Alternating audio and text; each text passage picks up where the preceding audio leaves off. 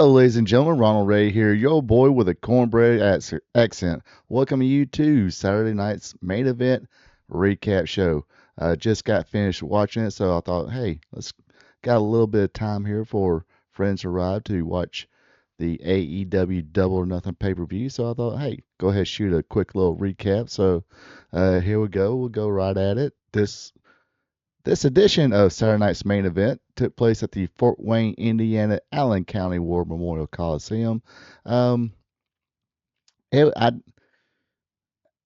didn't had no high expectations for this, but it was still a solid show.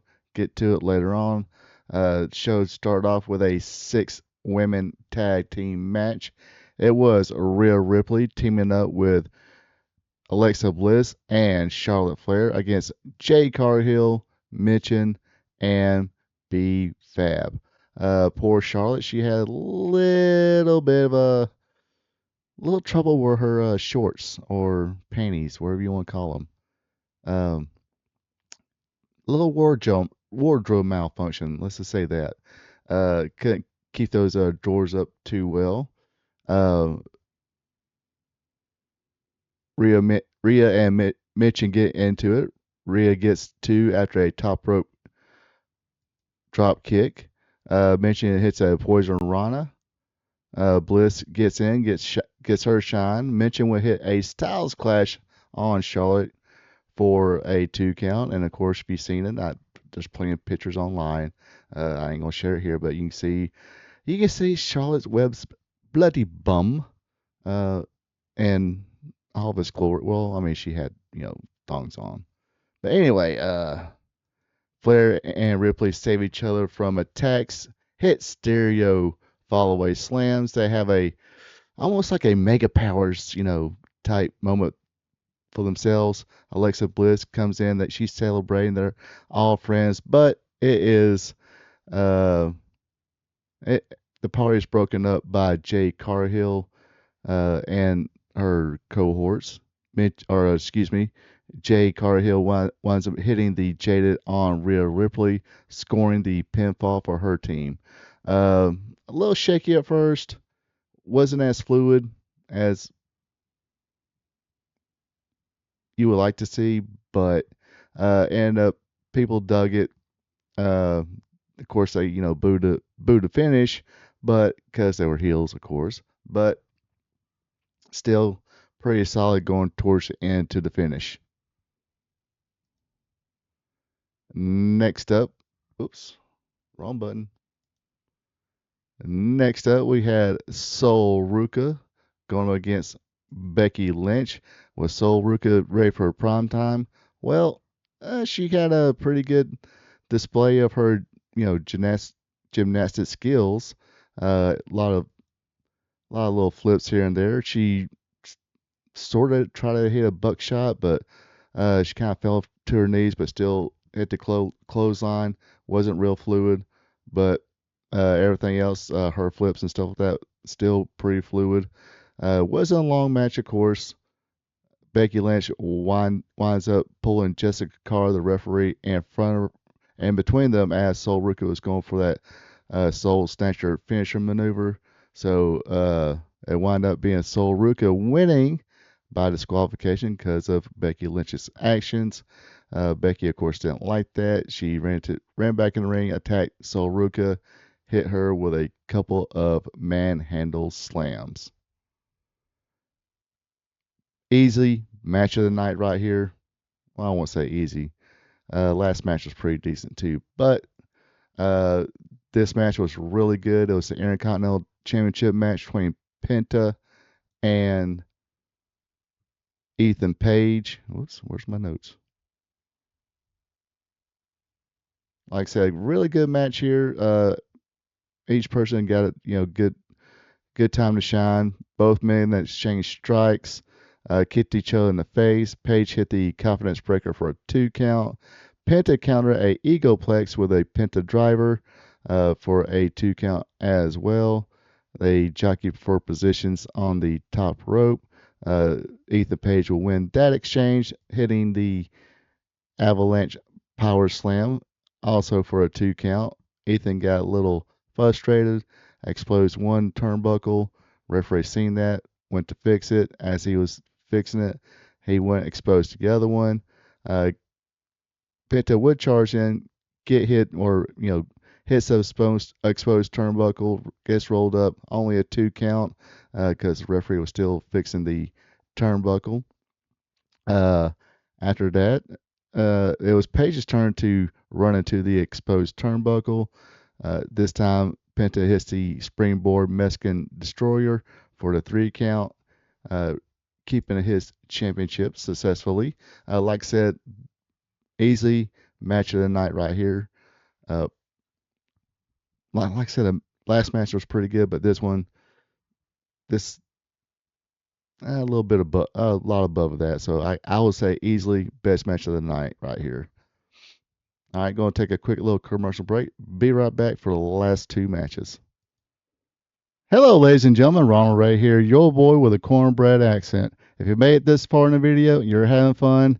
You folks know what to do. Everybody says this, so let's go through the whole routine. If you enjoy it, click on that like button. Also, leave me a comment. Give me your opinions on anything I talk about tonight. Ask questions, or just drop a friendly hello. That's always cool as well. Also, if you enjoy listening to a fan, just like you folks at home, talk about the sport of professional wrestling, be a champ, click on that subscribe button. Now, back to our program. All right, next up was a match for the Women's World Tag Team Championship. It is the challengers, Irresistible Forces, Nia Jax and Last Legend, going against Scream Mode, your WWE Women's World Tag Team Champions, Brie Bella and Paige.